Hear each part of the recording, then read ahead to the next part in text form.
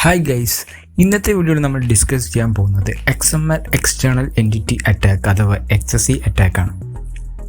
So basically നമ്മൾ ഈ external entity attack എന്താണെന്ന് അറിയുന്നതിന് മുന്നേ നമ്മൾ കുറച്ച് XMLലെ ബേസിക്സ് ആയിട്ടുള്ള കാര്യങ്ങൾ അറിയണം. സോ XML എന്ന് പറയുന്നത് എക്സ്റ്റെൻസിബിൾ മാർക്കപ്പ് ലാംഗ്വേജ് ആണ്. HTML പോലെ ഒരു മാർക്കപ്പ് ലാംഗ്വേജ് ആണ് XML എന്ന് പറയുന്നത്. മെയിൻലി XML എന്തിനാണ് യൂസ് ചെയ്യുന്നത് പറഞ്ഞാൽ ഡാറ്റ സ്റ്റോർ ചെയ്യാനും ഡാറ്റ ട്രാൻസ്ഫർ ചെയ്യാനാണ് യൂസ് ചെയ്യുന്നത്. പിന്നെ അടുത്തൊരു ഡിഫറൻസ്, അതായത് HTMLും XMLും തമ്മിലുള്ള ഒരു ഡിഫറൻസ്, നമുക്കറിയാം both are markup languages. So ഒരു ഡിഫറൻസ് എന്താണെന്ന് പറഞ്ഞാൽ HTML നമ്മൾ യൂസ് ചെയ്യുന്നത് പ്രീ ഡിഫൈൻഡ് ടാഗ്സ് ആണ്, അതായത് H1, ബോഡി, BR അങ്ങനെ ഒരുപാട് ടാഗ്സ്. ഇപ്പോൾ XMLൻ്റെ കേസിൽ നമുക്കിഷ്ടമുള്ള നെയിമിൽ ഒരു ടാഗ് ഡിക്ലെയർ ചെയ്യാം. വേണമെങ്കിൽ എനിക്ക് നെയിം എന്നുള്ള ടാഗിൽ അല്ലെങ്കിൽ ജസ്റ്റ് റൂട്ട് എന്തെങ്കിലും ഒരു പേര്, നമ്മുടെ പേര് വെച്ച് തന്നെ ഒരു ടാഗ് നമുക്ക് ഡിക്ലെയർ ചെയ്യാവുന്നതാണ്. പിന്നെ അടുത്ത കേസ് എന്ന് വെച്ചാൽ നമ്മൾ എന്താണ് XMLൻ്റെ ബേസിക്സ് നമ്മൾ ആദ്യം കവർ ചെയ്യാം. അതിനുശേഷം നമ്മൾ XML എക്സ്റ്റേണൽ എൻറ്റിറ്റി അറ്റാക്ക് എന്താണെന്ന് നമുക്ക് നോക്കാം. ഓക്കെ, സോ അതിനു വേണ്ടി ഞാനിവിടെ ജസ്റ്റ് ഒരു XML ഫയൽ ക്രിയേറ്റ് ചെയ്യാണ്. ഞാൻ XML.xml എന്നതിന് ഒരു പേര് കൊടുക്കുകയാണ്. ഞാൻ നേരത്തെ പറഞ്ഞ പോലെ നമുക്കിഷ്ടമുള്ളൊരു ടാഗ് ഡിക്ലെയർ ചെയ്യാം. ഞാൻ ജസ്റ്റ് വെൽക്കം എന്ന് കൊടുക്കുകയാണ്. വെൽക്കമിൻ്റെ അവിടെ നെയിം എന്നൊരു എലിമെൻറ്റ് കൊടുക്കുകയാണ്. ഇതിൽ ഞാൻ ഫുൾ ടൈപ്പ് ചെയ്തതിന് ശേഷം ഞാൻ എന്താണ് ഓരോന്നും ഞാൻ വ്യക്തമായിട്ട് പറഞ്ഞുതരാം. നെയിമിന് ഞാൻ ജസ്റ്റ് ജിത്തു എന്ന് കൊടുക്കുകയാണ്. ക്ലോസ് ചെയ്യാണ്. അതിനുശേഷം ഏജ് എന്ന് കൊടുക്കുകയാണ്. ഏജ് ഒരു 40 കൊടുക്കുകയാണ്. ഓക്കെ, അതിനുശേഷം പ്ലീസ് കേരള എന്ന് കൊടുക്കുന്നു.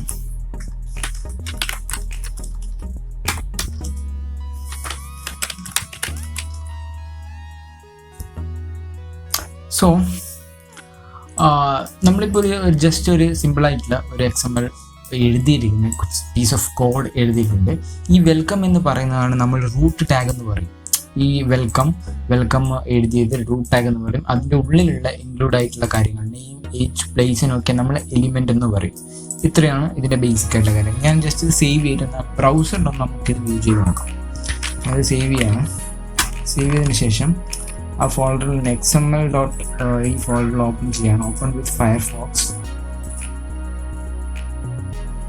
ഓക്കെ, നമുക്കിവിടെ കാണാം വെൽക്കം അതേപോലെ പ്രിൻ്റ് ചെയ്തു. സോ ബേസിക്കലി ഒരു XML ഫയൽ ഇങ്ങനെയാണ് പ്രിൻ്റ് ആവുക. സോ ഫോർ എക്സാമ്പിൾ ഞാനൊരു ഇത് കാണിച്ചു തരാം, ഒരു ഇറർ കണ്ടീഷൻ ഞാൻ കാണിച്ചു തരാം. ഓക്കെ, ഇവിടെ നാനോ XML പകരം ഇവിടെ പ്ലേസിന് പകരം ഞാൻ പ്ലേസ് 1 ആണ് കൊടുക്കാമെന്ന് വിചാരിച്ചു.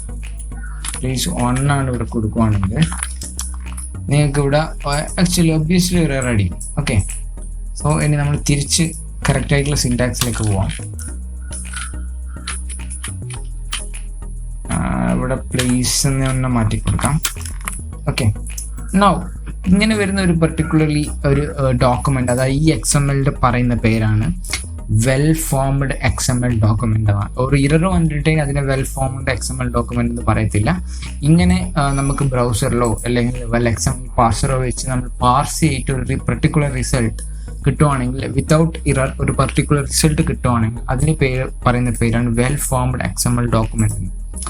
ഓക്കെ, ഇനി നമ്മൾ നെക്സ്റ്റ് അറിയാനുള്ള കാര്യം എന്താ വെച്ചാൽ ഈ XML well formed XML document ഒക്കെ പറഞ്ഞല്ലോ, അതിന് DTD എന്ന് പറഞ്ഞൊരു കോൺസെപ്റ്റ് ഉണ്ട്. അതായത് DTD എന്ന് പറയുന്നത് ഡോക്യുമെന്റ് ടൈപ്പ് ഡെഫിനിഷൻ അല്ലെങ്കിൽ DTD എന്ന് പറയും. DTD ഡോക്യുമെന്റ് ടൈപ്പ് ഡെഫിനിഷൻ അല്ലെങ്കിൽ ഡോക്യുമെന്റ് ടൈപ്പ് ഡിക്ലറേഷൻ.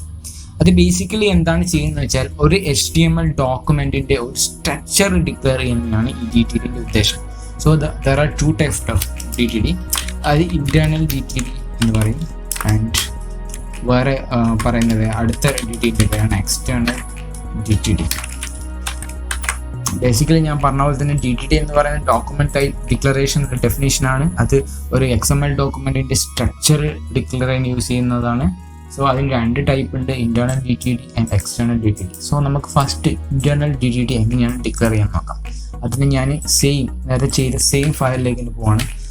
നമ്മൾ ഈസ് ഓഫ് യൂസിന് വേണ്ടി ഞാൻ ഇത് ടെക്സ്റ്റ് എഡിറ്ററിൽ ഓപ്പൺ ചെയ്യാം. ഓക്കെ, ഇതിന് ശേഷം നമ്മൾ ഇവിടെ DTD declare internal DTD declare ചെയ്യാം. ഫസ്റ്റ് യൂസ് ചെയ്യുന്നത് ഡോക് ടൈപ്പാണ്. ഓക്കെ, അതിന് നമ്മൾ ഡോക്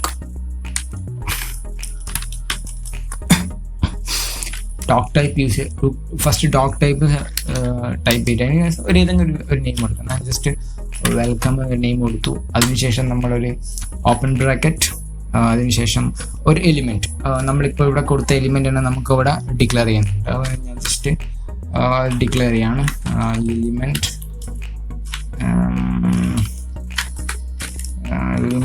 ആൻഡ് വെൽക്കം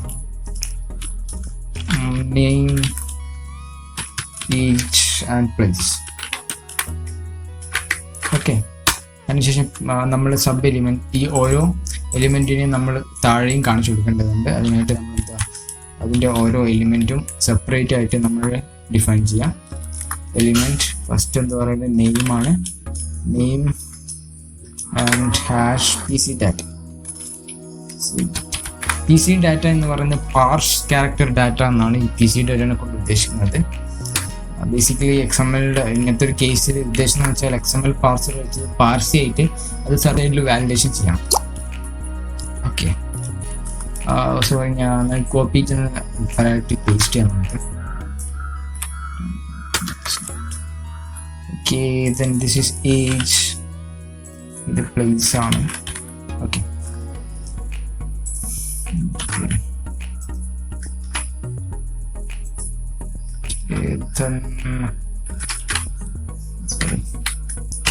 അറ്റാക്ക് നമ്മൾ ക്ലോസ് ചെയ്യേണ്ടതുണ്ട്. ഇപ്പോൾ ക്ലോസ് ചെയ്തിട്ടുണ്ട്.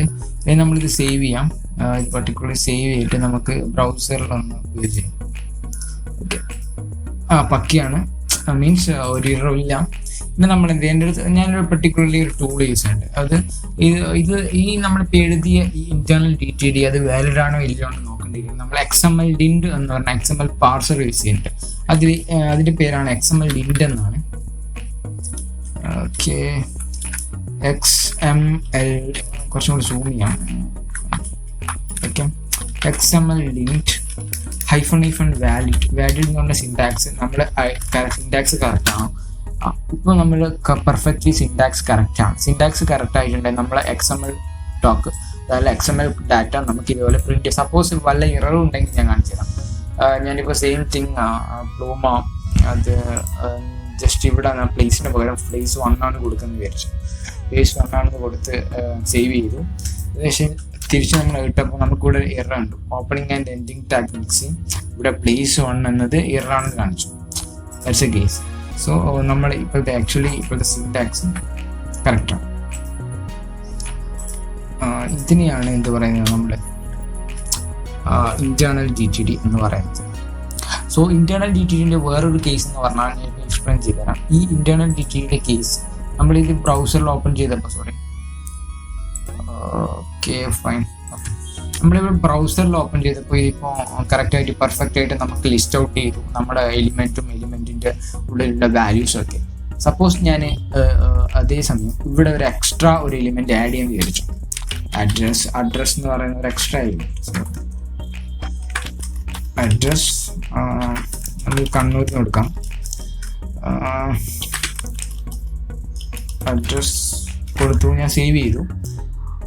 യൂഷ്വലി ഈ കേസിൽ ഇതൊരിക്കലും എറർ അടിക്കില്ല. നമ്മളിപ്പോൾ ജസ്റ്റ് നമ്മൾ റിഫ്രഷ് ചെയ്ത അഡ്രസ് എന്ന് പറഞ്ഞ് പ്രിന്റ് ചെയ്തു.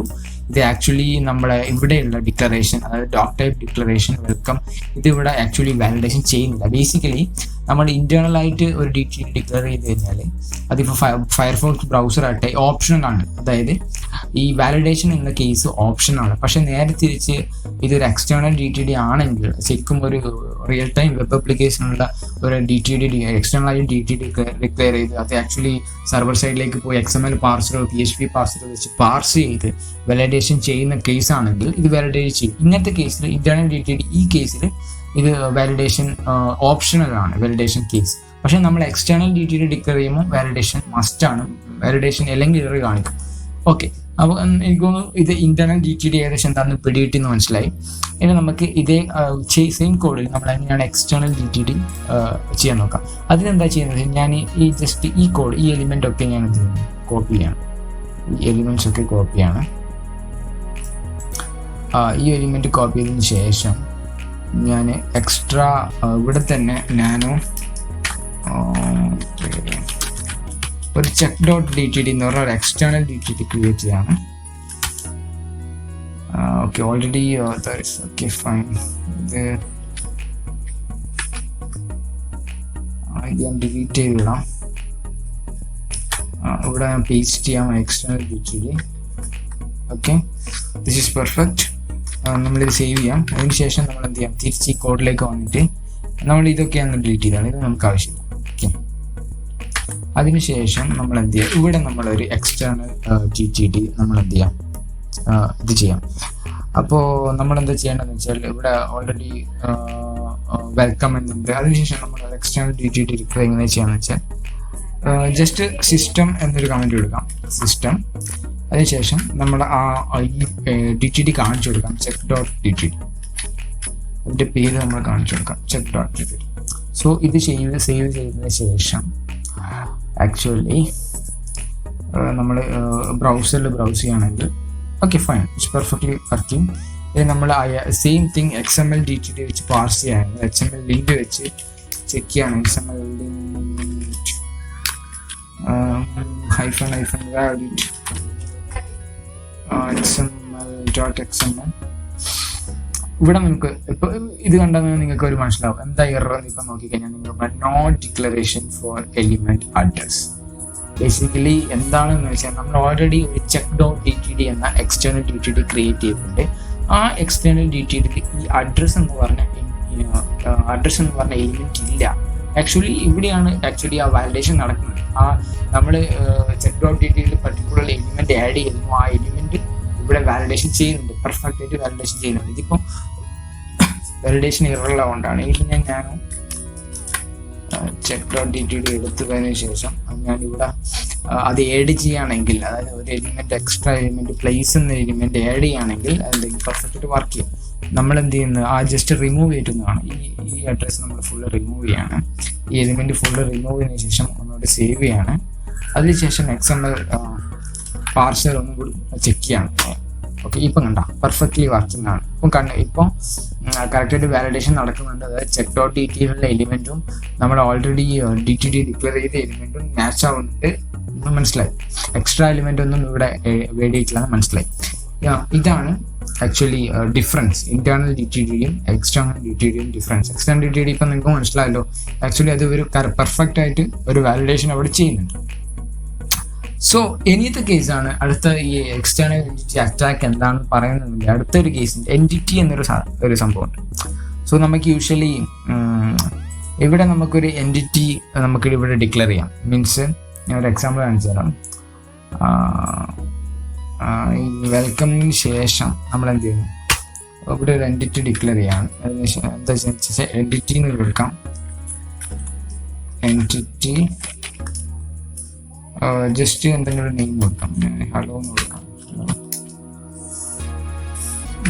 വെൽക്കം എന്താണ് എൻറ്റിറ്റി ഞാൻ ടൈപ്പ് ചെയ്ത് പറയാം. എന്താണ് welcome just for please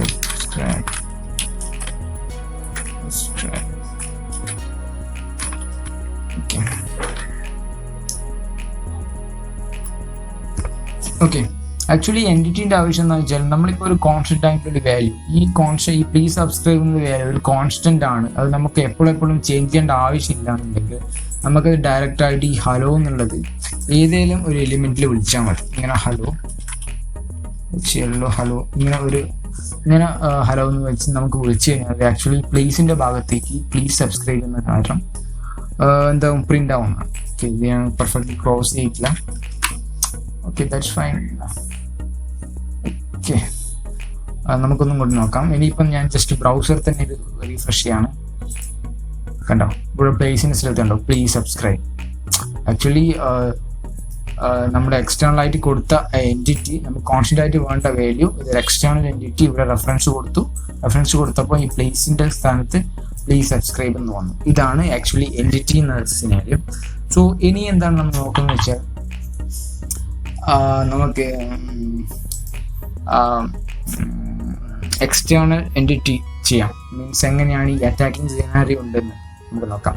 so ഈ കേസിൽ നമുക്ക് എന്താ ചെയ്യാന്ന് വെച്ചാൽ ഞാൻ ഇവിടെ ഈ ഹലോവിന് ശേഷം ജസ്റ്റ് സിസ്റ്റം എന്ന് കൊടുക്കുകയാണ്.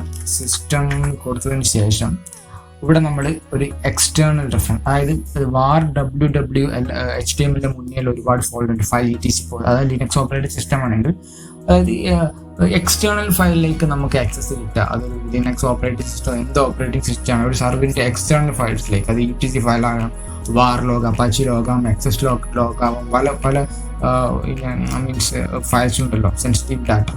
അപ്പോൾ നമ്മളിവിടെ file etc password just try ആണ്. etc പാസ്വേഡ് ട്രൈ ചെയ്തു. ഇത് ഇവിടെ ഒരു ഫയൽ etc പാസ്വേഡ് കൊടുത്തിട്ടുണ്ട്. ഹലോ സിസ്റ്റം എന്നൊരു വേരിയബിൾ കൊടുത്തിട്ടുണ്ട്. അതിന് ശേഷം ഇവിടെ റെഫറൻസ് കൊടുത്തിട്ടുണ്ട്. സേവ് ആണ്. ഈ സേവ് ചെയ്യുന്ന സാധനം നമ്മളിപ്പോൾ ബ്രൗസറിൽ റെഫറൻസ് കൊടുത്താൽ നമുക്കൊന്നും വന്നില്ല.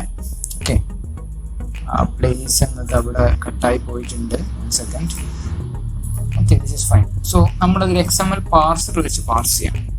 XML link visit XML link -ent I think -noint ആണെന്ന് തോന്നുന്നു. ent and XML.xml കണ്ടോ. ഇപ്പം നമുക്കിവിടെ ഡംപ് ചെയ്തിട്ടുണ്ടോ. പാർസ് ചെയ്തതിന് ശേഷം എൻ്റെ etc ഫയൽ പാസ്വേഡാണ് ഇവിടെ ഡംപ് ചെയ്തിരിക്കുന്നത്. നിങ്ങൾക്ക് കാണാൻ പറ്റും, മനസ്സിലായോ? ഇതാണ് ഒരു case of this is A case. ഇതാണ് ഒരു XML എക്സ്റ്റേണൽ എൻറ്റിറ്റി അറ്റാക്ക് എന്ന് പറയുന്നത്. നമുക്ക് ഇവിടെ വേണമെങ്കിൽ നമുക്ക് ഇപ്പോൾ റിമോട്ട് കോഡ് എക്സിക്യൂഷൻ അങ്ങനത്തെ കുറച്ച് എക്സ്പെക്റ്റ് കൊടുത്തിട്ട് നമുക്ക് ID കൊടുത്തിട്ട് RC ആക്കി നമുക്ക് ചെയ്യാൻ പറ്റും. റിമോട്ട് കോഡ് എക്സിക്യൂഷൻ ലെവൽ വൾനറബിലിറ്റീസ് ഒക്കെ നമുക്ക് എന്ത് ചെയ്യാം, ഇത് എന്താ പറയണ്ടേ, ചെയിൻ ചെയ്ത് ചെയ്യാൻ പറ്റും, എക്സ്കലേറ്റ് ചെയ്യാൻ പറ്റും എന്ന് പറയാം. സോ അങ്ങനത്തെ കേസ് ഉണ്ട്. സോ ഇതാണ് ഒരു XML external entity attack actually എങ്ങനെയാണ് ചെയ്യാം. സോ നമുക്കൊരു ക്വിക്ക് ഒരു എക്സാമ്പിൾ നോക്കാം. ജസ്റ്റ് ഒരു എക്സാമ്പിൾ നോക്കാം. ഞാനൊരു ജസ്റ്റ് ഒരു ചെറിയൊരു വെബ്സൈറ്റ്, ചാലഞ്ച് ഒരു വെബ്സൈറ്റ് ഹോസ്റ്റ് ചെയ്തിട്ടുണ്ട്.